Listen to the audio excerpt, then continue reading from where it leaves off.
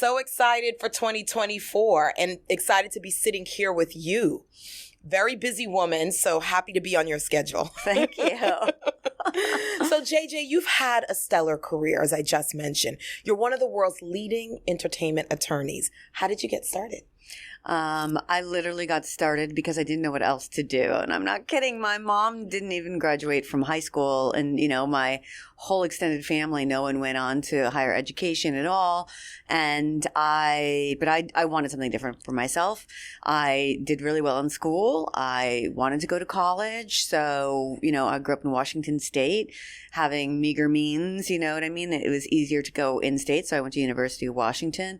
During that time, the grunge years had exploded.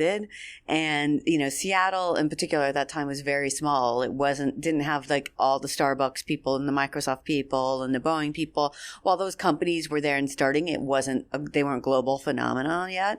And I would go out to these bars and meet the people in the grunge bands, you know what I mean? I'd go see music and they were like, oh, I'd finished undergrad and I didn't know what to do next. All I did was look at TV because I didn't have any mentors. And I was like, oh, I'll be a lawyer or a doctor. And what did you study in undergrad? Or spy, poli-sci. Poli-sci. Yeah. Right. So I was like, and so then I'm like, well, what should I do? Maybe I'll be a lawyer.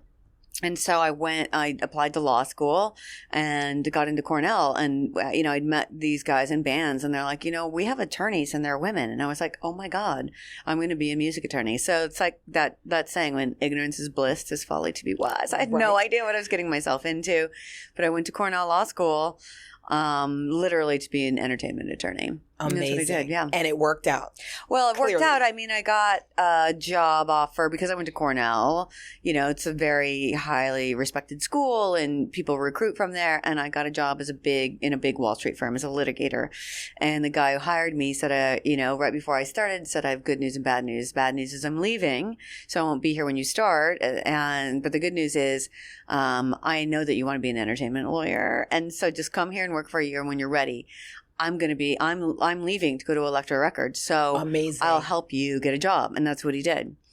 And so about a year in, he called me and said, look, there's a company, there's a law firm that's looking to hire. And, they want an associate like you who works like a ton, because when you're in a big Wall Street firm, you're working, like if you leave at 10 p.m., you're like, oh, that's half day. Amazing. You know what I mean? And so, they interviewed me, and it was a company called Cotico, Carroll, Guido, and Groffman. It was like 4, attorneys that were banding together. And that's, I interviewed there. They were telling me all about their litany of artists that they had. And they said, we have this really young hip hop artist named Jay-Z. And I was like, oh, Reasonable Doubt's my favorite album. And they're like, wait, what? How do you even know who he is? Yeah. And that was my next question, but you just answered it. Yeah. And that's how that began. That's how it began. began. So you developed a relationship, I assume, with Jay-Z through the law firm that you worked at. Yeah. And because you were so amazing, you ended up in-house. So what happened is, after a period of time, because of my connections to a lot of different bands and, my love of music, it's like everyone has an art form they gravitate toward. And like, when you really have no money, it's like music's the most ubiquitous, right? It's like art seems, unrelatable and not achievable, so you don't really like get that. So it's like art, like music was my escape from my upbringing and everything that, all the issues that everyone has growing up. And so I, formed really close bonds with a lot of the musicians, but those who can't do, are music attorneys. Like, so I wasn't going to write songs or, get in front of a mic, but I really wanted to be a part of the music industry.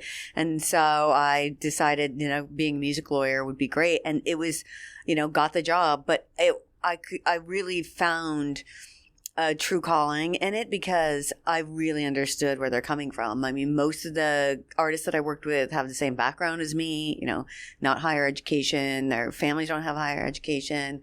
It's really generalization, but for the most part, that's what I was saying. I didn't grow up with my father really around until later in my life. Like, all of these things that I could relate to. And so the intimidation of having a lawyer in this business kind of sense to be like, wait a minute, I'm all of a sudden this hot thing.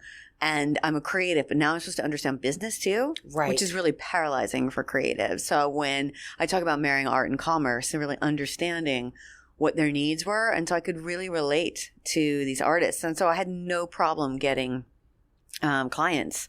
But Jay-Z had just gotten there. And so, hip hop is a really more complicated area of law when it comes to entertainment law, because there's so many samples used and different producers and the artists and the songwriters. I would assume also uncharted territory, no precedence. Yeah, exactly. There's a lot of that.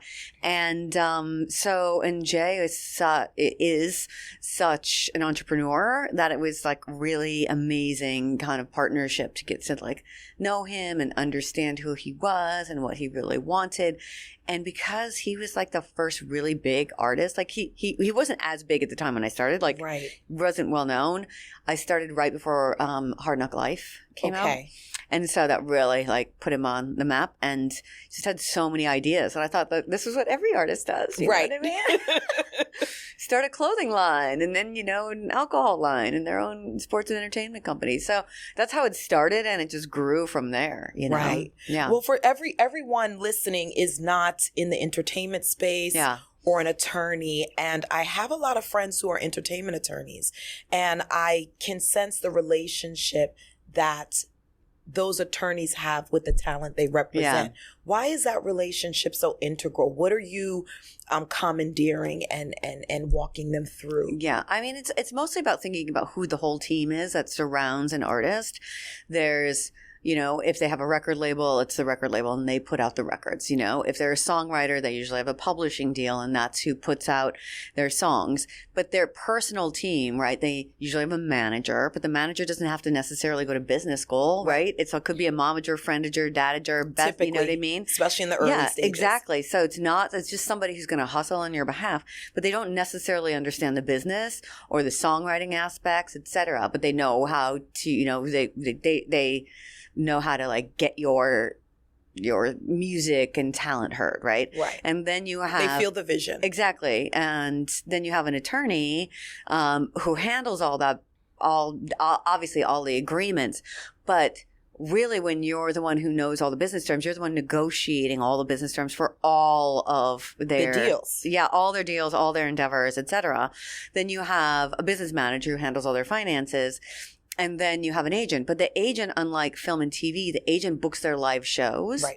And very rarely, they don't deal with the record labels really at all, or the songwriting at all.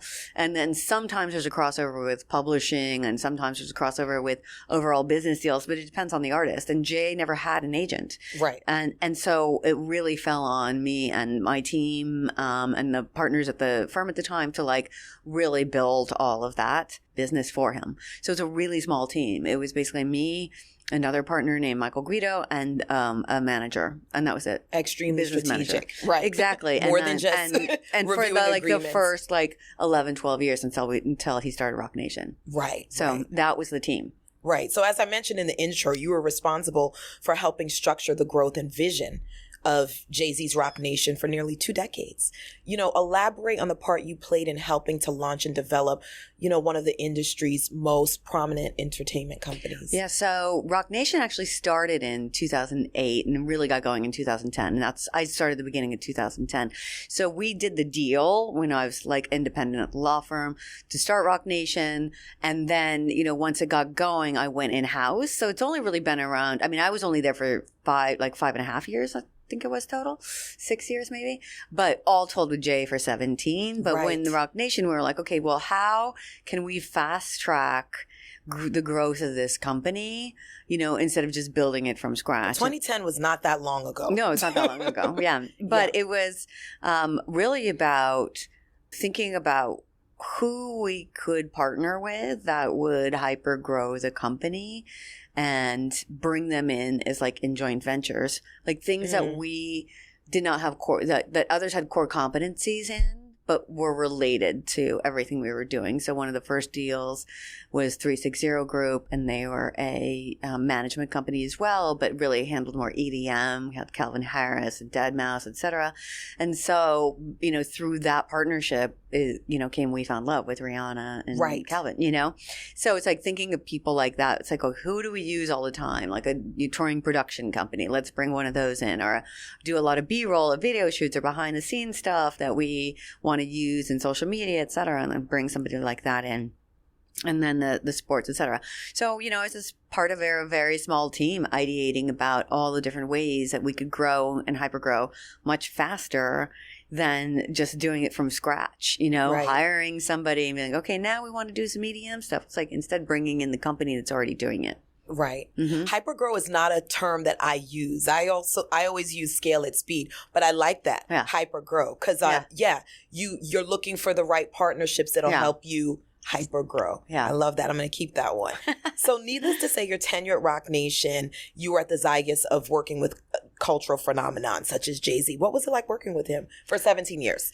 Well, I mean, I think it's pretty much what you see. Like, he's a visionary. He was never scared to say no, which That's is important. very important. And whenever somebody's like, oh, we don't do it like that, then we were definitely doing it, and it just taught me to be more bold and it's like not accept mediocrity and not, and really appreciate loyalty and understand that like there's really no limits if you really put your mind to it and how you want to, what you want to be in the whole community. It's like, and he was just really amazing like that. He never really wavered. He really knew what he wanted, No ceiling on his visions. Yeah. Right. And it's really great when you have the team around you to help you execute. Yeah. It's all about the team. Yeah.